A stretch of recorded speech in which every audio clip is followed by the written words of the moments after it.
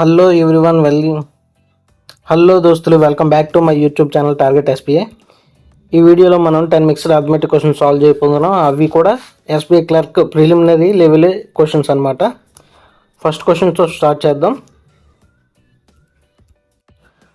Question number 1.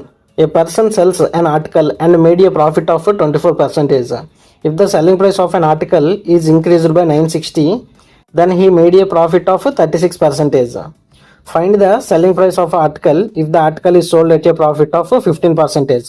So క్వశ్చన్లో మనకి ఒక ఆర్టికల్ని అమ్మడం జరిగింది. ఆ ఆర్టికల్ అమ్మినప్పుడు తనకి ప్రాఫిట్ 24% వచ్చింది.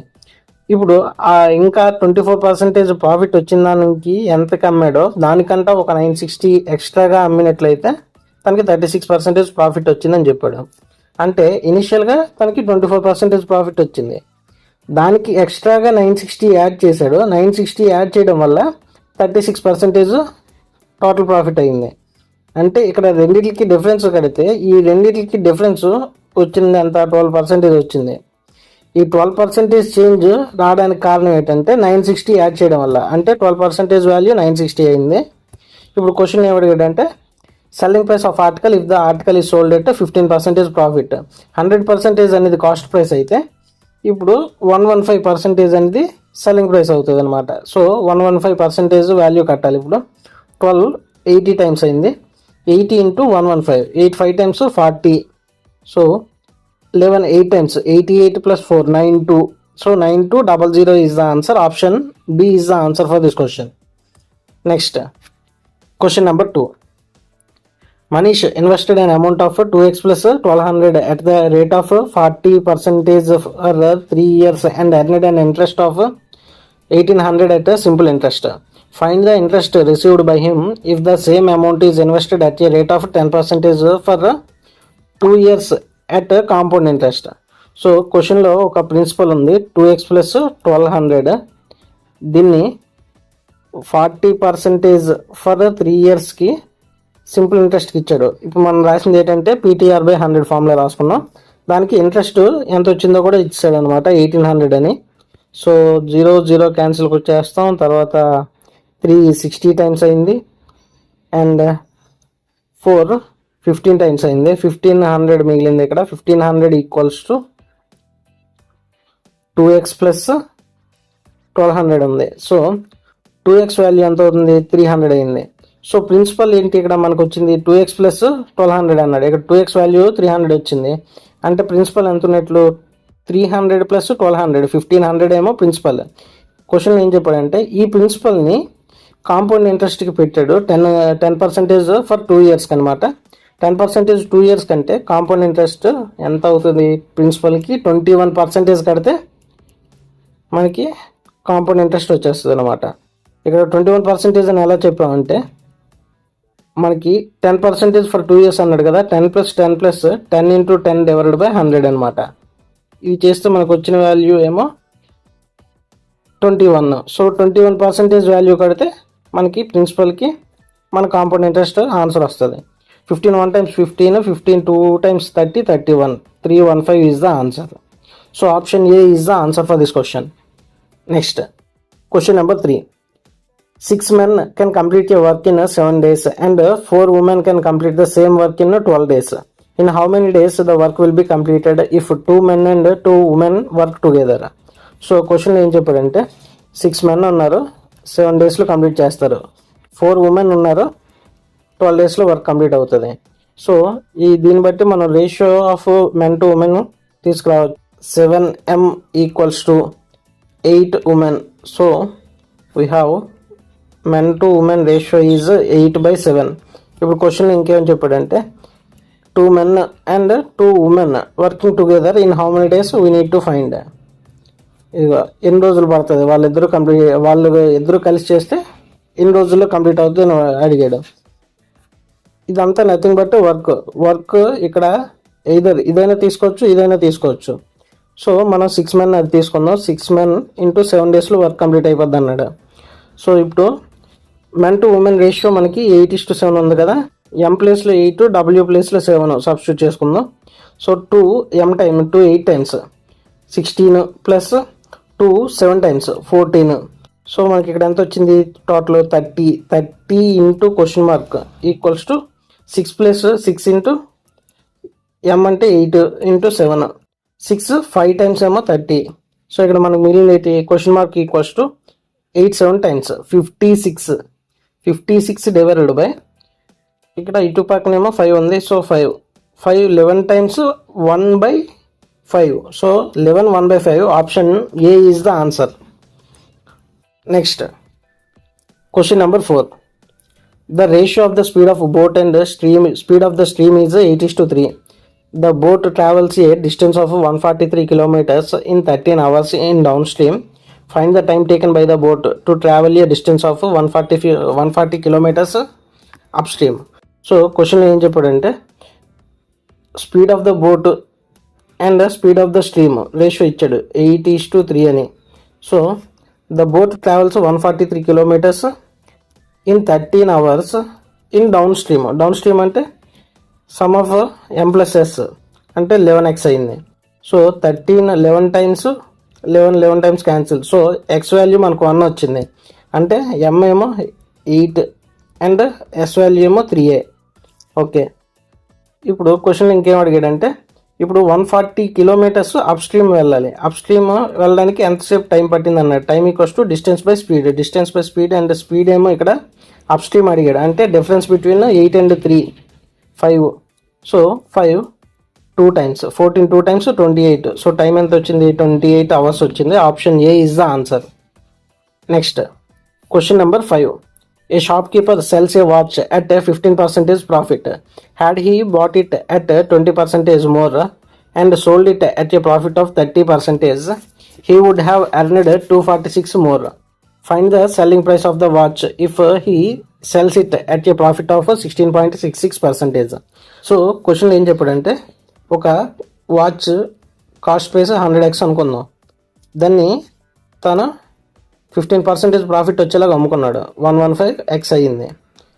ఇప్పుడు అదే కాస్ట్ ప్రైస్ కానీ ఒకవేళ 20% ఎక్కువ ఉన్నది అనుకో అంటే 120x అయ్యింది.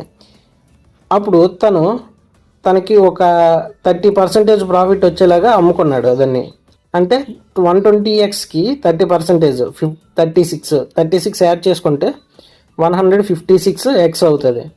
సో ఇంతకు అమ్మాడని చెప్పాడు. ఇవి న్యూ కాస్ట్ ప్రైస్ అంటే న్యూ సెల్లింగ్ ప్రైస్ అనమాట. ఇంకా క్వశ్చన్ ఏం చెప్పాడంటే ఈ రెండిట్లకి చేంజ్ ఎంత వచ్చిందో చెప్పాడు అనమాట. 246 వచ్చిందని. చేంజ్ అంటే ఇనిషియల్గా 115 అమ్మాడు, ఇప్పుడు 156x కమ్ముతున్నట్లు. ఈ రెండింటికి మధ్య డిఫరెన్స్ ఎంత వచ్చింది 41xకి డిఫరెన్స్ వల్ల 246 అది వాల్యూ చెప్పాడు అనమాట. ఇప్పుడు ఎక్స్ వాల్యూ మనకి 6 వచ్చింది. 6 వచ్చిందంటే cost price initial cost price ఎంత ఉంది 600 ఉన్నదనమాట. క్వశ్చన్ ఏం చెప్పాడంటే ఇప్పుడు తను 16.66% ప్రాఫిట్ వచ్చేలాగా దాన్ని అమ్మాలన్నాడు. దాని సెల్లింగ్ ప్రైస్ ఎంత అని అడిగాడు. So profit 1/6 రావాలన్నాడు. 16.66 ఫ్రాక్షన్ వాల్యూ అనమాట. ఇది ప్రాఫిట్ 1/6 రావాలంటే మనం దేంతో మల్టిప్లై చేయాలి 7/6 తోటి కాస్ట్ ప్రైస్ని మల్టిప్లై చేస్తే సెల్లింగ్ ప్రైస్ వస్తుంది. సో మనకు వచ్చిందంత 700. So option B is the answer. Next question number 6. The radius and height of a cylinder are 14 meters and 10 meters. Find the cost of painting its curved surface area at a cost of ₹6 square meters. So question ఏం చెప్పాడంటే మనకి ఒక cylinder ఉంది, దాని యొక్క radius ఇచ్చాడు 14 meters అని, ఇంకా హైట్ కూడా ఇచ్చాడు 10 meters అని. ఇప్పుడు ఆ సిలిండర్ యొక్క కర్వ్డ్ సర్ఫేస్ ఏరియాకి పెయింట్ చేయడానికి ₹6 పడుతుంది అన్నాడు స్క్వేర్ మీటర్కి. So curved surface area formula ఏంటంటే 2 × πr/h వాల్యూ అనమాట కర్వ్డ్ సర్ఫేస్ ఏరియా. దానికి ఎక్స్ట్రాగా ₹6 పడుతుంది ప్రతి స్క్వేర్ మీటర్కి, అంటే ఇంటూ 6 చేసుకోవాలి. సో ఇదే కాలిక్యులేట్ చేయాలన్నమాట మనం. 22/7 × r 14 × h 10 × 6 అనమాట. ఇది 2 టైమ్స్ అయింది. 2 × 2 × 2 మొత్తం 8 × 11 880 వచ్చింది ఇంటూ 6 అనమాట. 8 6 టైమ్స్ ఏమో 48, ఒక 0 ఉంది కాబట్టి 0 ఇంటూ 11 ఉన్నది, అంటే ఈ రెండింటిని సమ్ చేసి మధ్యలో పెట్టాలి. సో 12 12 అంటే ఇక్కడ మనకి 1 క్యారీ అవుతుంది. 5280 is the answer. So option B is the answer for this question. Next question number 7 చూద్దాం. MNO enters into a partnership by investing 25,000, 15,000 and 16,000. They invested for a period of 4 months and 8 months respectively. If the difference between profit share of M and N is 6900, find the amount earned by all the three. So question ఏం చెప్పాడంటే MNO అని ముగ్గురు ఉన్నారు. వాళ్ళ investments ఏమో 25,000, 15,000 and 16,000. So ఇక్కడ 000 common ఉన్నాయి కదా, అవన్నీ ఎలిమినేట్ చేసుకుంటే మనకు మిగిలేది 25, 15, 16 మిగిలే. ఎంత టైంకి ఇన్వెస్ట్ చేశారు అంటే ప్రతి ఒక్కరిది 4 months అండ్ 8 months వరకు ఇన్వెస్ట్ చేశారు. ఇప్పుడు మనకు వచ్చిన రేషియో చూద్దాం. 4 ఇక్కడ క్యాన్సిల్ అవుతుంది కదా. ఇప్పుడు వచ్చేది మనకి ప్రాఫిట్ రేషియోస్ వస్తాయి అనమాట. 25, 15 అండ్ 32 ఇది ప్రాఫిట్ రేషియో. ఇప్పుడు క్వశ్చన్ ఏం చెప్పాడంటే వీళ్ళిద్దరికీ వచ్చిన డిఫరెన్స్, ప్రాఫిట్ షేర్ యొక్క డిఫరెన్స్ 6900 అని చెప్పాడు. అంటే ఇక్కడ మనకి ఎంత డిఫరెన్స్ వచ్చింది, 10 parts ఆఫ్ వాల్యూ డిఫరెన్స్ వచ్చింది. అది 6900 అన్నాడు. సో ఇప్పుడు క్వశ్చన్ ఏం అడిగాడంటే find the amount earned by all the three. మొత్తం ముగ్గురు కలిపి ఎర్న్ చేసింది ఎంత total, sum of all these three, ఈ మూడు అనమాట. టోటల్ ఎంత 40 + 32 72. సో 72 parts తనకి టోటల్ ప్రాఫిట్ వచ్చింది. ఇది కనుక్కోమన్నాడు 72 parts వాల్యూ. ఇదే మన క్వశ్చన్ అనమాట. 0 క్యాన్సిల్ చేస్తే మనకు వచ్చేది 1 part వాల్యూ. 1 part వాల్యూ 690 అయితే 72 parts వాల్యూ 72 × 690. సో 72 × 69ని మనం ఇలా రాసుకుందాం 69 అని. So 720 × 70 - 1. So 00 7 2 times 14 7 times 49 50. So దీనిలో నుంచి 720ని సబ్స్ట్రాక్ట్ చేస్తే వీ హ్యావ్ 80. ఇక్కడ 3 + 3 6 49 49680. So option A is the answer అనమాట. Next question number 8. The average of 16 numbers is 35. The average of 9 numbers is 32 and that of the next 5 numbers is 38. If the other 2 numbers and had a difference of 22, then find the larger number. So total question ఏం చెప్పాడంటే ఒక 16 numbers ఉన్నాయి, వాటి average ఏమో 35 అన్నాడంటే total ఎంత అవుతుంది 16 × 35. So ఇక్కడ మనకు వచ్చిన వాల్యూ 16 5 times ఏమో 80, 16 3 times 48 56 560 అనేది టోటల్ అనమాట. ఒక 9 numbers యొక్క యావరేజ్ 32 అన్నాడు. 9 2 times 18, 9 3 times 27 28. సో దాని టోటల్ 9 numbers యొక్క టోటల్ 288. నెక్స్ట్ ఇంకో 5 numbers యొక్క యావరేజ్ ఇచ్చాడు 5 × 38 అనమాట. అప్పుడు టోటల్ ఎంత వస్తుంది 190 వస్తుంది. సో ఈ రెండింటిని సమ్ చేసుకుంటే మనకు వచ్చేది 478 వచ్చింది. సో టోటల్ 9 + 5 14 numbers కంప్లీట్ అయిపోయాయి. టోటల్ ఎన్ని నెంబర్స్ ఉన్నాయి 16. అంటే దీనికి డిఫరెన్స్ కడితే మనకి లాస్ట్ 2 numbers యొక్క టోటల్ మిగులుతుంది. సో ఇక్కడ టోటల్ డిఫరెన్స్ ఎంత వచ్చింది రెండింటికి మధ్యన 2, 3 + 5 8, ఇంకా సో 82 అనేది డిఫరెన్స్ వచ్చింది. ఈ 82 అనేది లాస్ట్ 2 numbers యొక్క డిఫరెన్స్ అనమాట, సమ్ అనమాట టోటల్. సో ఆ లాస్ట్ 2 numbersని x + y అనుకుందాం. ఇంకా క్వశ్చన్ ఏం చెప్పాడంటే డిఫరెన్స్ ఆఫ్ దీస్ 2 numbers ఏమో 22 అని చెప్పాడు. అంటే x - y యొక్క డిఫరెన్స్ 22 అని చెప్పాడు. ఇప్పుడు క్వశ్చన్ ఏం అడిగాడంటే ఫైండ్ ద లార్జర్ వాల్యూ అన్నాడు. లార్జర్ నెంబర్ అంటే ఎక్స్ వాల్యూ కనుక్కోవాలి. ఎక్స్ వాల్యూ కనుక్కోవాలంటే sum of these 2 divided by 2 చేయాలన్నమాట. అంటే మనకి ఎంత వచ్చింది ఎక్స్ వాల్యూ = 104 డివైడెడ్ బై 2 వచ్చింది. అంటే 52 is the answer. So option B is the answer. Next question number 9. 2 trains moving with a speed of 172 km/h and 38 km/h towards each other can cross each other in 15 seconds. If one train is 275 meters longer than the other train, find the length of the longer train. So క్వశ్చన్లో ఏం చెప్పాడంటే 2 trains ఉన్నాయి, travelling on opposite direction and cross each other in 15 seconds అని చెప్పాడు. అంటే మన relative speed ఏమవుతుందంటే some of speeds అవుతాయి అనమాట. ఎందుకంటే crossing each other in opposite direction కాబట్టి. సో సమ్ ఆఫ్ 172 అండ్ 38 ఎంత అవుతుంది 210 అవుతుంది. 210 స్పీడ్ ఇన్ కిలోమీటర్స్ పర్ అవర్లో ఉంది. దాన్ని మీటర్స్ పర్ సెకండ్స్లో మార్చుకోవడానికి 5/18తో మల్టిప్లై చేసుకున్నాం ఈక్వల్స్ టు టోటల్ లెంత్. మనకి లెంత్ ఒక ఎక్స్ అనుకుంటే ఇంకో ట్రైన్ యొక్క లెంత్ ముందు ట్రైన్ కంట ఒక 275 ఎక్కువ అని చెప్పాడు. ఇది టోటల్ ఎంతసేపట్లో క్రాస్ అయిపోతాయి అన్నాడు, ఈచ్ 15 సెకండ్స్లో క్రాస్ అయిపోతాయి. సో ఇది 6 టైమ్స్, ఇది 5 times, 6 3 times and 5 times. So మనకు వచ్చేది 35 × 25.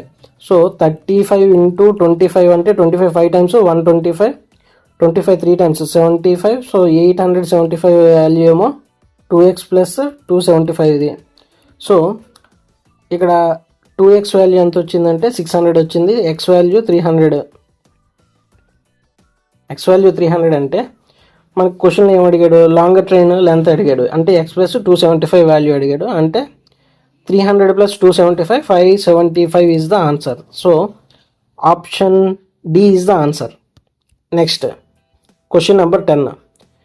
P completes a work in 16 days and Q completes the same work in 24 days. Find the time taken by them to complete the work together. If P works 33.33% more efficient and Q works with 100% more efficiency. So question ఏం చెప్పాడంటే PM 16 డేస్లో complete చేస్తాడు, QM 24 డేస్లో complete చేస్తాడు. So రెండింటికి LCM కడితే 48, ఇది 2 times, ఇది 3 టైమ్స్ అనమాట. ఇది ఇనిషియల్ ఎఫిషియన్సీస్. కానీ ఈ ఎఫిషియన్సీస్తో పనిచేయకుండా వాళ్ళు PM 33.33% మోర్ ఎఫిషియన్సీ, అంటే 1/3 మోర్ ఎఫిషియన్సీస్తో పనిచేయాలి. సో ఇనిషియల్ ఎఫిషియన్సీ 3 అయితే ఇప్పుడు ఎక్స్ట్రా 1/3 ఎక్స్ట్రా తోటి పని చేయాలంటే 4/3 తోటి పని చేస్తున్నట్లు, అంటే 4 యూనిట్స్ P అనమాట. Q ఇనిషియల్లీ 2 అయితే ఎక్స్ట్రా 100% అంటే ఎక్స్ట్రా 2 తోటి పని చేయాలి, అంటే Q 4 యూనిట్స్తో పని చేయాలి. టోటల్ 4 + 4 8 యూనిట్స్తో పని చేస్తున్నారు. టోటల్ ఎన్ని యూనిట్స్ కంప్లీట్ చేయాలి, 48 యూనిట్స్ కంప్లీట్ చేయాలి. ఎంతసేపు పడుతుంది, 6 hours పడుతుంది, 6 days. So answer is 6 days. Option C is the answer. By this we have completed today's 10 mixed arithmetic questions. If you are new to my channel, please do like, share and subscribe and click on the bell icon to get instant notification about my videos. Thanks for watching.